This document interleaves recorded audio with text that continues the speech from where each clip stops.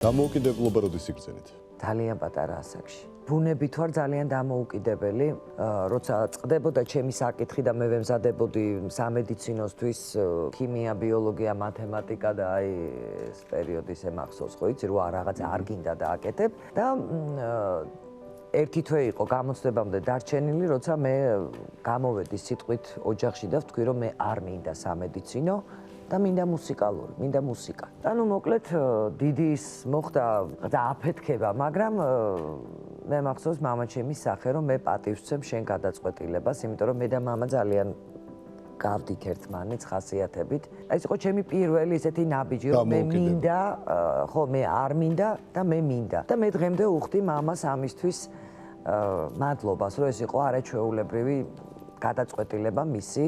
ეს მისი თანხმობა, რომ მე ვარ შენს გვერდზე და მე პატივს ვცემ შენს გადაწყვეტილებას. დედას ცოტა ეწყინა ეს ნაბიჯი, რომ გაყოლოდით მის არჩევანს და გამختارიყავით ექიმი, კარგი ექიმი იქნებოდით?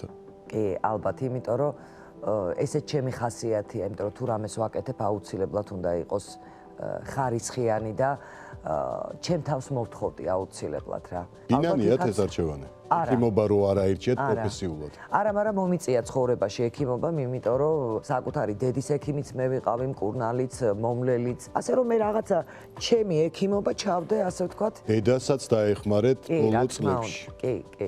ბოლო საუბარი დედასთან გახსოვთ? კი, სულ ბოლო მახსოვს. რა გითხრათ? პრინციპში დედა იყო სულ ჩემთან, თუ სადმე მივდიოდი, დედა მიმყავდა, ანუ ვერ ტოვებდი და ბოლო წელიწად ნახევარი როცა უკვე დედა ჩავარდა, მე არ გავდიოდი არსად, ნუ უარი ვთქვი ყველაფერზე და მახსოვს ზაფხული იყო უკვე და შემეცოდა ამ სიცხეში და ვიფიქრე რომ წავიყვანდი ბორჯომში. რო წავიყვანე ბორჯომში, დავგეგმე 3 კონცერტი, რომ ნუ მეც რაღაცნაირად ვიფიქრე რომ ავიყვან ქალს 2 კვირა, რომ მეც ცოტა რა თქმა უნდა, ხა ნატო სახში დამჯდარი შემოსავალი ჩათვალე, რომ არაფერი არ იყო. და მე მახსოვს, როცა მივდიოდი ბათუმისკენ, შევედი, ოღონდ არ ვიცი ეს რა იყო, ჩემი რა გზნობა იყო და უთხარი, რომ დედა დამლოცე მეთქი. და უკვე ესე ლაპარაკი უჭირდა და ესე ამომხედე, ესეთი ძალიან დიდი მწვანე თვალები ქონდა და თვალები დამლოცა. დღეს მადლობას უხდი უფალს, იმიტომ რომ იმ ყველაზე მძიმე წუთებს ამარიდა. მიუხედავად იმისა, რომ ჩემ ხელში გადიოდა ყველაფერი, იმ ყველაზე მძიმე წუთებს ალბათ და ყველაზე უცნაური ისაა, რომ კონცერტიც ვერ ჩავატარეთ. 11-ში იყო პირველი კონცერტი და დედა დაიღუპა დილით.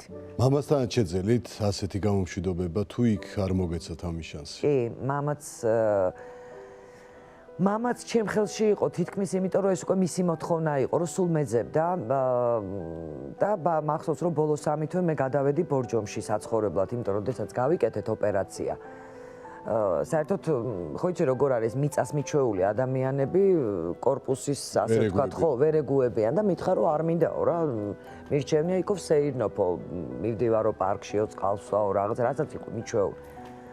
ნუ ვინაიდან ეს იყო მამას ნატვრა რა თქმა უნდა მე გადავედი ბორჯომში ყოველდღიურად ვსეირნობდით პარკში მე მოვდიოდით ნუ რაღაცა მთელი ჩვენი ყველაზე ლამაზად მახსენდება აი ბავშვობაში დამაბრუნა და იცი როგორ მივლიდა აი რაღაცა ხო იცი ძვირფასი სტუმარი რო ყავს რომ მამა ეხა აბა მოდი ბორჯომი დალიე ეხა რაღაცა და მანდაც უფალმა ამარიდა აი არ ვიცი რა ხდება ბოლო 2 კვირა როდესაც მოგვიწია უკვე რომ დამძიმდა და გადმოვიყვანეთ საავადმყოფოში პრინციპში იქ ვრჩებოდი ის ღამე წამოვედი და არ ვიცი რატო პირველად ესე იგი მთელი ამ ხნის განმავლობაში ვთხოვე ბიჭებს ჩემ შვილებს რომ წაეღოთ საუზმე რომ მიიტანეს უკვე ექიმებმა უთხრეს რომ საუზმეს აზრი არა აქვს ნუ უკვე აპარატზეა და მახსოვს რომ ჩავეცვი და მივედი დავემშვიდობე მაგრამ მამა გონზე არ იყო. უბრალოდ ჩავკოცნე. იცი რა, ჩემი ძმის მერე რაღაცას მიჩვეული ვიყავი, იცი უკვე სიკვდილს, გარდაცვალებას. უბრალოდ გამოვემშვიდობე, ბევრი ვკოცნე, იმიტომ რომ ძალიან მამა იყო ჩემთვის რაღაცაზე. მამაილა ვიყავი სულ და ესე ხუმრობით ჩემი ძმა ომარიჩს მეძახდა ხოლმე, იმიტომ რომ აი სულ რაღაცა წებო ვიყავი მამის, ჩავკოცნე და გამოვედი.